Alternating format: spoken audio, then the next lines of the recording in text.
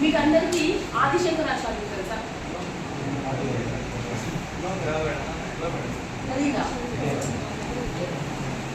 హిందూయిజంని throughout India spread చేసిందే ఆదిశంకరాచార్య. మీకు ఈరోజు కాన్సెప్ట్లో భజగోవిందం అనేది తెలుసా? సో ఈరోజు షెడ్యూల్ భజగోవిందం అనేది ఆ భజగోవిందంలో ఉన్న శ్లోకాలు రాసింది ఎవరు అంటే ఆదిశంకరాచార్య. ఆదిశంకరాచార్యులు ఆయన గురించి కొంచెం తెలుసుకున్నాం. ఏంటంటే ఆయన కేరళలో పుట్టాడు. ఆయన 3 సంవత్సరాలు ఉన్నప్పుడే ఆయన ఫాదర్ చనిపోయారు.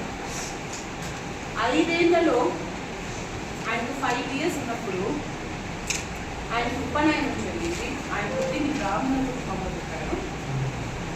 7 ఏళ్ల కింద సన్యాసం పుచ్చుకుంది. 7 years కన్నా సన్యాసం పుచ్చుకుంది. ప్రపంచం మన ఇండియా మొత్తాన్ని అప్పట్లో బుద్ధిజం ఎక్కువైపోయింది, హిందూయిజం తక్కువ అయిపోయింది. ఆ హిందూయిజంని పెంచాలి అనేసి మొత్తం ఇండియా బయట మొత్తం తిరిగి అన్ని చోట శక్తిపీఠాలన్నింటినీ స్థాపించి మొత్తం దేవుణ్ణి ఎలా మొక్కాలి, దేవుని ఎలా మొక్కితే దేవుడు మనకు కరుణిస్తాడు అని ప్రతి ఒక్కటి, పుట్టుక తర్వాత చావు, చావు తర్వాత పుట్టుక, సో ఇలాంటి కాన్సెప్ట్స్ అన్నీ చెప్పి ప్రజలు ఒక ధర్మ మార్గంలో ఎలా మూవ్ అవ్వాలి అని చెప్పి మొత్తం అంతా హిందూయిజంని స్ప్రెడ్ చేసినాడు. ఆయనకి 32 years వచ్చేటప్పటికి ఆయన చనిపోయారు. మొత్తం మన హిందూయిజంకే ఒక గుర్తింపు తెచ్చిపెట్టాడు. ఆయన ఎవరి ఫ్యామిలీలోనైనా సరే 7 yearsకే సన్యాసం పుచ్చుకుంటాము అని అంటే ఒప్పుకుంటారా? పేరెంట్స్ ఒప్పుకుంటారా? వాళ్ళమ్మ కూడా ఒప్పుకోలేదు. ఆయన ఒప్పించడానికి చాలా ట్రై చేసి వాళ్ళమ్మ లాస్ట్కి ఒప్పుకోమని. ఒక్కొక్కసారి నదిలో స్నానం చేస్తుంటే వాళ్ళమ్మ దగ్గరికి వెళ్ళి వాళ్ళమ్మకి ఆయనకి ముసలి పట్టుకుంటుంది. ముసలి పట్టుకున్నప్పుడు ఏమవుతుందంటే ఆయన అడుగుతాడు వాళ్ళమ్మ, కనీసం చనిపోయే ఈ కొద్ది క్షణాలలో అయినా నేను సన్యాసిగా చచ్చిపోయి అంటే చదువుతుంది. అప్పుడు వాళ్ళమ్మ ఏం చెప్తుందంటే యాక్సెప్ట్ చేస్తుంది. వాళ్ళమ్మ యాక్సెప్ట్ చేస్తాను ఇక ముసలు వదిలేస్తుంది. ఆయన నెక్స్ట్ సన్యాసానికి రెడీ అవుతాడు. 7 ఏళ్లలో ఆయన ఎంత పవర్ఫుల్ అంటే సన్యాసం తీసుకున్నాక భిక్షాటనకి వెళ్ళాలి కదా, ప్రతి ఒక్కరు భిక్షాటనకి వెళ్ళాలి. భిక్షాటనకి వెళ్ళినప్పుడు ఒక ఇంటికి భిక్షాటనకి వెళ్తే ఆ ఇంట్లో ఏమీ లేదు. ఆమె ఉపవాసం ఉంది, ముస్లామా. ఉపవాసం తీర్చుకోవడానికి నెల్లికాయ తెలుసు కదా, ఉసిరికాయలు పెట్టుకొని ఆయన భిక్షాటనకి వచ్చినప్పుడు ఆమె ఇంట్లో ఏమీ లేనప్పుడు ఉసిరికాయ ఇచ్చింది. ఉసిరికాయ ఇచ్చేందుకు ఆయన ఒక్కసారిగా కనకదార స్తోత్రం చదివి వాళ్ళ ఇంటి ముందరే లక్ష్మీదేవిని కురిపించారు. అంత పవర్ఫుల్ మనిషి. సో ప్రతి ఒక్క చోట వెళ్ళి, ఈస్ట్ వెస్ట్ నార్త్ సౌత్ ప్రతి ఒక్క చోట వెళ్ళి ఆయన హిందూయిజంని స్ప్రెడ్ చేసి హిందూయిజంలో ఉన్న ధర్మాలు, భగవద్గీతలో ఉన్న ధర్మాలు ప్రతి ఒక్కటి ఆయన స్ప్రెడ్ చేసి వచ్చారు. A small introduction of Adi Shankaracharya. ఈయన రాసిన పద్యాలు, స్తోత్రాలు అన్నీ 101 ఉన్నాయి. 1001 స్తోత్రం. సో ఈ స్తోత్రాలు మనము భజగోవిందం అని చెప్పుకుంటాం. So a small overview. అర్జునుడి గురించి తెలుసా? సో ఎందుకంటే అర్జునుడు అంత powerful target. He has a focus, సిచ్యువేషన్ని మెయింటైన్ చేసే కెపాసిటీ ఆయనకు ఉంది, క్లారిటీ ఉంది. కన్ఫ్యూజన్ స్టేట్ నుంచి బయటపడటం కోసమే కృష్ణుడు అడిగిన ఆయన భగవద్గీత ఎలా కన్ఫ్యూజన్ స్టేట్ నుంచి మారాలి అని చెప్పాడు. ఆ కన్ఫ్యూజన్ స్టేట్ నుంచి బయటపడటానికే ఆయన యుద్ధంలో గెలిచి వచ్చాడు. మనకు చాలా ఉన్నాయి. మనం డిబేట్ చేసే వాళ్ళు ఉన్నారు, మనం తక్కువ చేసే వాళ్ళు ఉన్నారు. మన దగ్గర సక్సెస్కి వెళ్తుండేది, మధ్యలో స్ట్రగుల్స్ వచ్చాయి. కరెక్ట్గా వెళ్తుంటే ఏదో ఒక సిచ్యువేషన్లో మనం బాగు చేయాల్సి వస్తుంది. ఇవన్నింటినీ తప్పించుకొని మనం మన గోల్ని రీచ్ అవ్వడం కోసమే మనము భగవద్గీత వాడు. ఈ భగవద్గీత గురించి కూడా మన ఆదిశంకరాచార్యులు చెప్పారు. అట్ ది ఏజ్ ఆఫ్ 32లోనే ఆయన చనిపోయాడు అని అంటే, ఆ చనిపోయిన ఆ నుండి రోజు 7 years నుంచి ఆయన సన్యాసం పుచ్చుకొని 32 years లోపల ఆయన చనిపోయాడు అంటే ఎంత ఇండియాకి చేసింటాడు, ఎన్ని శక్తిపీఠాలను పెట్టింటాడు, ఎంత హిందూయిజంని స్ప్రెడ్ చేసింటారు. సో ఆ హిందూయిజంని స్ప్రెడ్ చేశారు కాబట్టి ఇప్పుడు మనం ఇక్కడ ఉన్నాం. మనం ఎలా మూవ్ అవ్వాలి, నెక్స్ట్ కాన్సెప్ట్ ఏంటి, మనం నెక్స్ట్ లైఫ్ ఎలా రీచ్ అవ్వాలి అని చెప్పడం కోసమే ఆయన అంత తిరిగి అంత స్ప్రెడ్ చేశారు. చెప్తున్నా కదా, ఒక ఉసిరికాయి ఆయన దానం చేసిన దానికి వాళ్ళ ఇంటి ముందరే లక్ష్మీదేవిని కురిపించాడు. అంతే, అంత పవర్ఫుల్ ఆయన.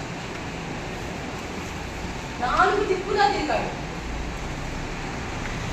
ప్రపంచంలో అన్ని చూశాడు, అన్ని చెప్పాడు. ఈయన చెప్పిన దాంట్లో భగవద్గీత గురించి కూడా చెప్పాడు.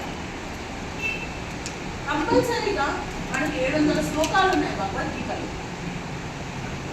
700 శ్లోకాలు మనం చదివితే మనకు ఒక్కసారిగానే అర్థం అయిపోవు. స్టోరీ వింటేనే ఆ నీడ్స్ గుర్తుపెట్టుకోవడానికి, ఆ స్టోరీ కాన్సెప్ట్ గుర్తుపెట్టడానికి టైం పడుతుంది. నువ్వు మొత్తం 700 శ్లోకాలు నీకు పూర్తి క్లారిటీగా అర్థమయ్యాలి అని అంటే దేవుడి దగ్గర ఉన్నట్టే. దాంట్లో ఒకటి చెప్తాడు కృష్ణుడు, దేవుడిని పూజించాలంటే మనస్ఫూర్తిగా పూజించాలి. కానీ ఇప్పుడు మనసు సర్వని ఏం చేస్తున్నాము, వినాయకుడిని పెడతాము, అమ్మవారిని పెడతాము, డీజేలు పెడతాము, అవునా? సో ప్రతి ఒక్క చోట మనం ధర్మంగా మూవ్ అవుతే మనకు సక్సెస్ వెనకాలే ఉంటుంది అని చెప్పడానికి కోసమే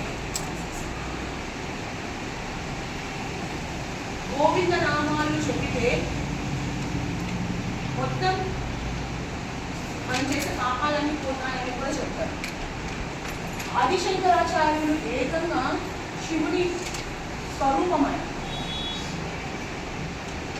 శివుడి స్వరూపం, శివుడి సుబ్రహ్మణ్య స్వామి ఎలా అయితే పార్వతీదేవికి పుట్టారో అలాగే ఆదిశంకరాచార్యులు మా అమ్మ నాన్నకి బ్రాహ్మణ కుటుంబంలో పుట్టారు.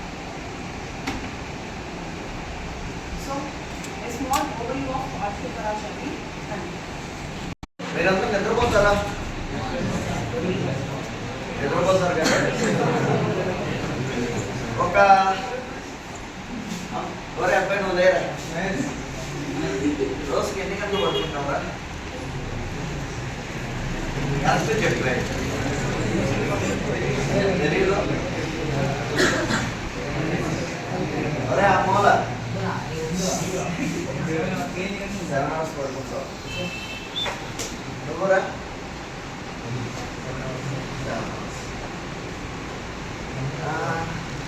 రోజు 12 గంటలు పడుతున్నావు చేత సార్. మళ్ళీ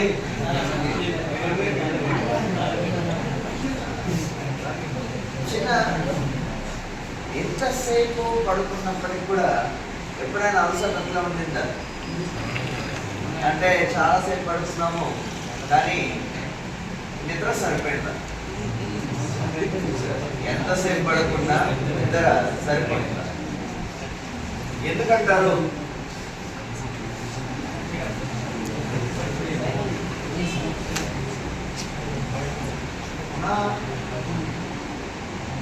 ప్రతిదీ ప్రపంచము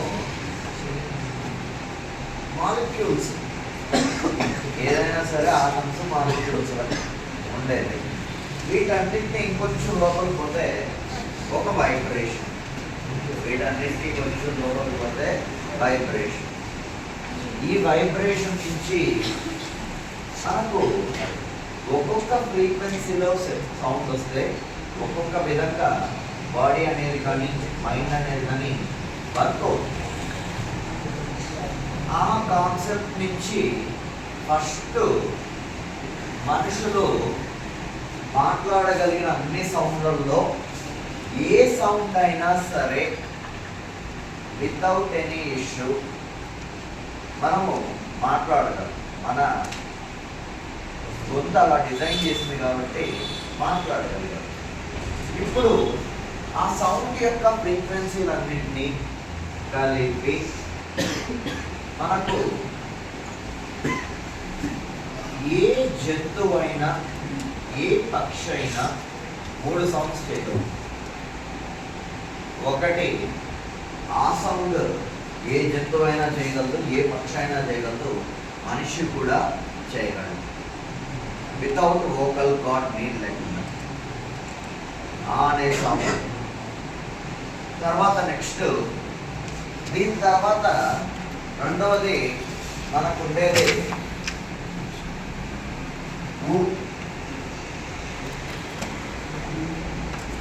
ఊ అన్న సౌండ్ కూడా గొంతు నుంచి వోకల్ కార్డ్ నుంచి రాదు.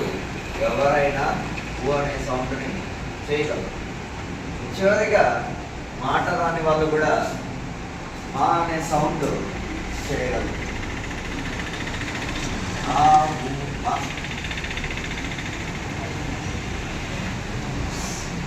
ఒక్కరు కూడా నీకు గొంతు రాని రాకపోని జంతువు కానీ పక్షి కానీ ఏదైనా వోకల్ కార్డ్తో సంబంధం లేకుండా మాట్లాడగలిగిన కెపాసిటీ కూడా లేని వాటి కోసం అన్నీ కలిపితే వచ్చిన ఒకే ఒక్క సౌండ్ ఓంకారం. మనము ఈ సౌండ్ వెనకల ఉన్న హిస్టరీని చూద్దాం. ఇప్పుడు మనిషి భిన్నమైన డిఫరెంట్ సౌండ్స్ ఎందుకు చేస్తారంటే మనకు వోకల్ కార్డ్ ఉంది కాబట్టి ఏ సౌండ్నైనా క్రియేట్ చేయడానికి పాసిబిలిటీ ఉంది కాబట్టి. ఈ పాసిబిలిటీ లేని జంతువులు మాట్లాడాలంటే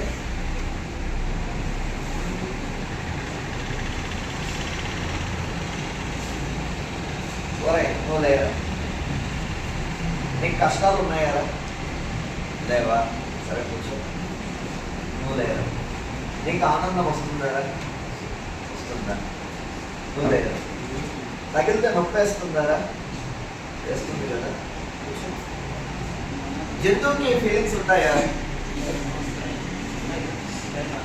ఆనందము దుఃఖము ప్రతి జంతువుకి ఉంటుంది.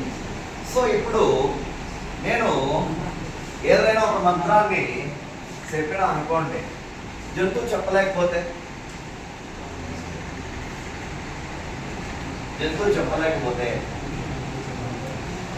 అంటే మనుషులకు మాత్రమేనా దేవుడు జంతువులు కొంటారా? మనుషులకు మాత్రమేనా దేవుడు జంతువులకి ఉంటారా? ఉంటారు కదా. సో ఇప్పుడు జంతువులు కూడా కుక్కాలంటే ఏమైనా పెంచాలా? మనకంటే రోజు జరుగుతుంది కాబట్టి రామ శివ ఏదో పేరు పెరుగుతాం అనుకోండి. జంతువులు వాటికి ఒక చిలక్కి తప్ప ఏ జంతువుకి గొంతులో సౌండ్ కరెక్ట్గా రాదు. సో అప్పుడు ముందు అందరూ కూర్చొని చర్చించినారన్నమాట. మనిషి పుట్టుకతో ఏ సౌండ్లు చేస్తారు? మనిషి పుట్టుకతోనే నేర్చుకున్న తర్వాత కాదు, పుట్టుకతో ఏ సౌండ్లు చేస్తారు అని అప్పుడున్న సైంటిస్టులు, ఫిలాసఫర్లు అంటే ఋషులు మునులు కూర్చొని ఆలోచించినారన్నమాట. ఆలోచించి చివరికి ఒక సౌండ్ అనేది తీసుకొచ్చినారు.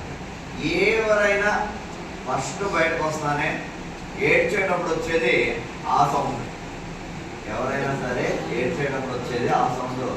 మీరు పులులు సింహాల దగ్గరికి పోయినా కూడా ఫస్ట్ బయటకు వచ్చే సౌండ్ ఆ సౌండ్ వస్తుంది అన్నమాట. తర్వాత నెక్స్ట్ ఊ సౌండ్. మనము తెలియకుండానే చిన్నపిల్లల దగ్గరికి పోయి మాట్లాడినా సరే వాళ్ళు ఊ అనేటప్పుడు ఊ అనే సౌండ్ చేసి తల వంచుతారు. సౌండ్ చేయకుండా ఎప్పుడు చేయరు. తర్వాత ఏడ్చేటప్పుడు ఏదైనా నొప్పి వచ్చేటప్పుడు మెల్లగా మా సౌండే వస్తుంది. ఇది ప్రతి జంతువులోనూ పక్షిలోనూ అబ్జర్వ్ చేయడం మొదలు పెట్టడంతో ఈ 3 సౌండ్లని కలిపి ఒక సౌండ్ ప్రొడ్యూస్ చేద్దాము అని ఫిక్స్ అయ్యారో ఆ సౌండ్ నుంచి వచ్చింది ఓంకారం. ముందు నుంచి ఉండింది దాన్ని మనం కలుపుకుంటాం, డిస్కవరీ చేసాం, కొత్తగా ఇన్వెంట్ చేయాలి. ఓంకారం సౌండ్ డిస్కవర్ మాత్రమే చేసాం, కొత్తగా ఇప్పుడు ఇన్వెంట్ చేసింది కాదు, అందరికీ తెలియంది కాదు, కానీ ఇగ్నోర్ చేసింది.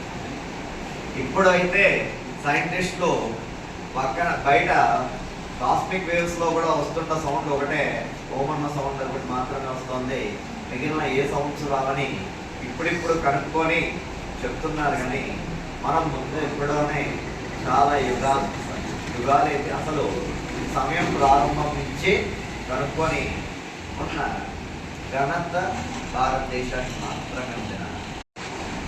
ఇవి ఆకారము, ఉకారం, మకారం. ఒకసారి అందరూ ఆ చెప్పండి, కొంచెం దీర్ఘంగా చెప్పండి. సౌండ్ ఎక్కడి నుంచి వస్తుంది? సౌండ్ ఎక్కడి నుంచి వస్తుంది?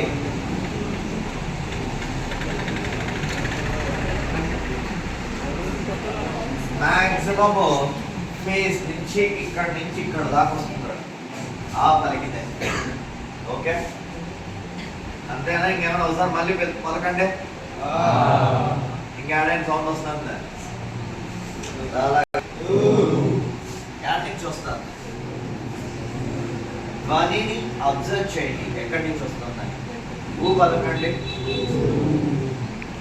అందరూ పలకండి. సౌండ్ సరిపోలే, కొంచెం ఇంకా. ఎక్కడి నుంచి సౌండ్ వస్తుంది? గాలి ఊపిరితిత్తుల భాగం నుంచి, గుండె నుంచి వస్తుంది ఊ అనే శబ్దం. ఒకసారి అనండి. ఎక్కడి నుంచి వస్తుంది? లోపల ఉన్న కడుపు నుంచి వస్తుంది. అంటే లిటరలీ ఈ ఒక్క సౌండ్ పలికితే మీ బాడీలో ఉన్న పైన నుంచి కింద వరకు ఉండే అన్ని ఇంటర్నల్ ఆర్గాన్స్, చేతులు కాళ్ళు ఎక్స్టర్నల్ ఆర్గాన్స్, మా చేతులు కాళ్ళు ఎక్స్టర్నల్ ఆర్గాన్స్ లోపల ఉన్న ప్రతిదీ వైబ్రేషన్ కి లోన్ అవుతుందా? వైబ్రేషన్ కి లోన్ అవుతుంది కదా. సో ఇప్పుడు మనం ఫస్ట్ లో చెప్పుకుంటాం, మన ప్రాసెస్ అంతా కూడా లీస్ట్ దగ్గరికి వెళ్ళిపోతే ఉన్న మెటీరియల్ అంతా వైబ్రేషన్స్ లో ఉంటుంది. సైన్స్ చెప్పింది, అందరూ చెప్పింది, ఏదైనా ఒక మాలిక్యూల్ని, ఆటంని ఇంకా కొంచెం లోయర్ స్టేట్ దగ్గర తీసుకోకపోతే ప్రొడ్యూస్ అయ్యేది ఉండే స్టేట్ వైబ్రేషన్ మాత్రమే. ఇప్పుడు మన బాడీకి తగిన వైబ్రేషన్ని ప్రొడ్యూస్ చేస్తుంది. నువ్వు ఒకరే కాదు, ఏ జంతువు అయినా కూర్చొని సాధన చేయొచ్చు. ఏ జంతువు అయినా కూర్చొని చెప్పాలనుకుంటే చెప్పచ్చు. ఎందుకంటారు? నిన్న ఒకటి చెప్పిన, నేను అది అని, నేను అది అని చెప్పాను. సమూహంలో నేను అది అని చెప్పాను. ఆ అది అనేది తెలుసుకోవాలంటే నువ్వు ఫస్ట్ నీ గురించి తెలియాలి కదా. అది నేను అని నీకు తెలుసు, కానీ ఆ నేను అనేది ఎవరని తెలుసుకోవాలి. ఆ తెలుసుకోవడానికి మనకు ఉపయోగపడేది ఇది. తెలుసుకోవడానికి ఉపయోగపడేది ఇది. ఎప్పుడైనా మీరు చాలా నంజీగా ఉన్నప్పుడు ఒకసారి ఓంకారాన్ని చెప్పండి, మనసు అయితే రిలాక్స్ అవుతుంది. మనసు అయితే రిలాక్స్ అవుతుంది. మీరు ఎప్పుడైనా నిద్రని ఫీల్ అవుతూ పడుతున్నారు అంటే మనస్సు మెలకువలో ఉంది, శరీరం మాత్రం నిద్రపోతుంది. బేసిక్గా నిద్రపోయేటప్పుడు మన కాన్షియస్ లెవెల్ని మనం విత్డ్రా చేసేస్తాం. కానీ అని వదిలేస్తాం. ఒక్కసారి అదే నిద్రను ఏం జరుగుతుంది, ఏం చేస్తున్నామని అబ్జర్వ్ చేస్తూ పడుకో. అబ్జర్వ్ చేస్తూ పడుకోండి. అంటే సెమీ కాన్షియస్ స్టేట్లో ఉంటారు. నిద్రపోతుంటారు కానీ పూర్తిగా నిద్రపోయినట్టు ఉంటారు. నిద్రపోతుంటారు పూర్తిగా నిద్రపోయినట్టు ఉంటారు. దీనివల్ల ఏమవుతుందంటే మనకి ఎంటైర్ ప్రాసెసెస్ అన్నీ లోపల ఏమి జరుగుతున్నాయన్న ఒక క్లారిటీతో పడుతుంది. ఈ క్లారిటీతో పడుకుంటే నిద్ర ఎంత కావాలి, ఎంత సరిపోతుంది అన్నది క్లియర్గా తెలుస్తుంది. దేనికి మనోళ్ళతో ఓ మంచి పేరు పెట్టినారు, యోగ నిద్ర. యోగ నిద్రని ఓ మంచి పేరు పెట్టినారు. కాన్షియస్నెస్తో పడుకోవడం. కాన్షియస్నెస్తో పడుకోవడం వల్ల బెనిఫిట్స్ ఏంటంటే నీ బాడీలో ఏ ప్రాసెస్ జరుగుతున్నాయి నీకు కంప్లీట్గా అవగాహన ఉంటుంది. ఈ అవగాహనతో పాటుగా నువ్వు ఏం చేస్తావని తెలుస్తుంది. సో దీనివల్ల నీకు నిద్ర సరిపోదు అన్న సిచ్యువేషన్ ఉండదు. నువ్వు 15 నిమిషాలు కరెక్ట్గా పడుకుంటే సరిపోతుంది. 15 నిమిషాలు కరెక్ట్గా పడుకుంటే సరిపోతుంది. కానీ ఆ స్టేట్లో పడుకోవడానికి మినిమం 7 to 8 years అయి పడుతుంది ప్రాక్టీస్. 7 to 8 years ప్రాక్టీస్ అయితే పడుతున్నాను. బేసిక్గా ఇవంతా చేస్తాను ఎందుకంటే నీ గురించి నువ్వు తెలుసుకోవడానికి. నీ గురించి నువ్వు తెలుసుకోవడానికి. చాలామంది మీ అందరికీ ఒక క్వశ్చన్ అడుగుతా, మీ ఫేవరెట్ ఫుడ్ ఏది? Simple question. ఏ బిర్యానీ?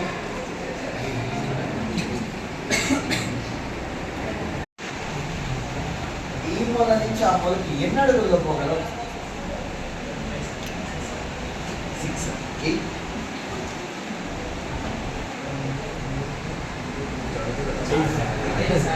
ఐదా? 6 అంటే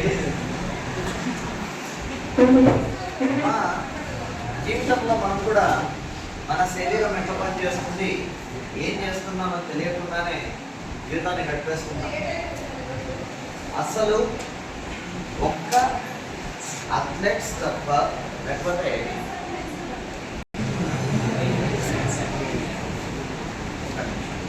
బాడీలో ఎప్పుడు ఏ విషయము ఎలా జరుగుతుందని తెలుసుకోకుండానే జీవితాన్ని గడిపేస్తుంది. సో అసలు నీ గురించి నీకు ఎంత తెలుసు అంటే అసలు నువ్వు ఎంతసేపు ఎన్ని నిమిషాల్లో ఎంత తింటావు నీకు తెలుస్తుంది. సార్ ఎప్పటి నుంచి లెక్కెడతారా? ఎన్నిసార్లు శ్వాస పిలుస్తున్నారు, ఎన్ని అడుగులకి మీ అడుగు ఎంత దూరం పడుతుంది, మీరు నవ్వుతున్నప్పుడు ఎలా ఉంటున్నారు, ఏడుస్తున్నప్పుడు ఎలా ఉంటున్నారు, కోపంలో ఎలా ఉంటున్నారు, దుఃఖంలో ఎలా ఉంటున్నారు, అందరూ మీ గురించి మీరు తెలుసుకోండి. ఇదే స్పిరిచువాలిటీ అంటే. బయట ఉన్న వాటి గురించి తెలుసుకోవడం కాదు, నీ గురించి నువ్వు తెలుసుకోవడం. కానీ ఇదేదో అందరూ చాలా పెద్ద కాన్సెప్ట్ లా చెప్తారు, అంత అవసరం లేదు. అది అసలు పని కూడా లేదు. మీ గురించి మీరు సింపుల్గా తెలుసుకునే పని చేయండి. అప్పుడు నిజంగా మీరెవరో మీకు తెలుస్తుంది. అప్పుడు నిజంగా మీరెవరో తెలుసు.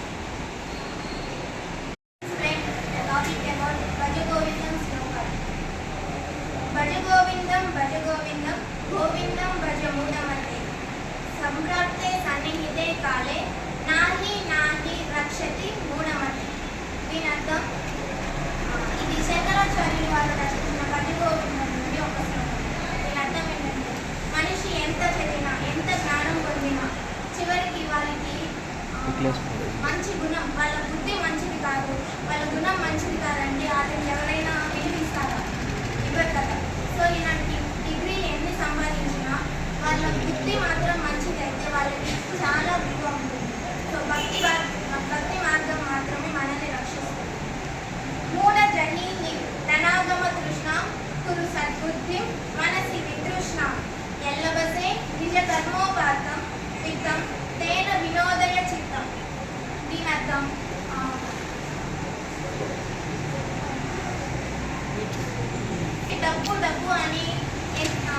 జీవితాంతం వెంట పడుతూనే ఉంటాడు కదా. ఎంత డబ్బు సంపాదించినా ఇప్పుడు ఎక్కువ డబ్బు ఉంటే మాత్రమే మన దగ్గర సంతోషం అనేది ఉండదు. ఎందుకంటే ఆ డబ్బు ఏ నిమిషంలో ఎవరు పట్టుకుపోతారో, ఏ నిమిషంలో ఏ ట్యాక్స్ కట్టాలో, ట్యాక్సీలు కట్టాలి, కార్ ఈఎంఐస్ ఉంటాయి, ఇలాంటివన్నీ ఉంటాయి. సో డబ్బు ఉంటే మాత్రమే మన దగ్గర మనశ్శాంతి ఉంటుంది.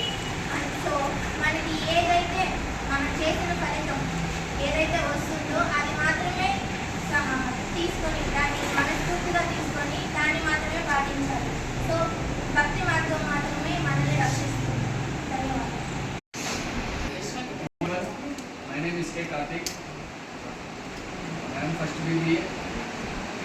Today the topic is about the budget boarding. ఈరోజు నిన్న క్లాస్ ఏమంటే మన గురించి శ్లోకాలు రచించబడింది. ఏదైతే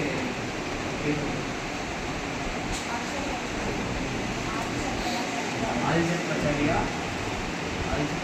ఏం చెప్పారు దాని గురించి విన్నాము. ఏదైతే సార్ ఎక్స్ప్లెయిన్ చేశారో మనము ఇలా ఉండాలి అని ఎక్స్ప్లెయిన్ చేశారు. Thank you. Morning everyone. మనం ఈరోజు బడిగో విత్ శ్లోకాస్ గురించి డిస్కస్ చేసుకున్నాం. సార్ వచ్చి వాయిస్ ఆఫ్ ఓం చెప్పారు, ఎక్కడి నుంచి ఉచ్చరిస్తాం అనే దాని గురించి చెప్పారు. మేడం వచ్చి ఆదిశంకరాచార్యుల గురించి చెప్పారు.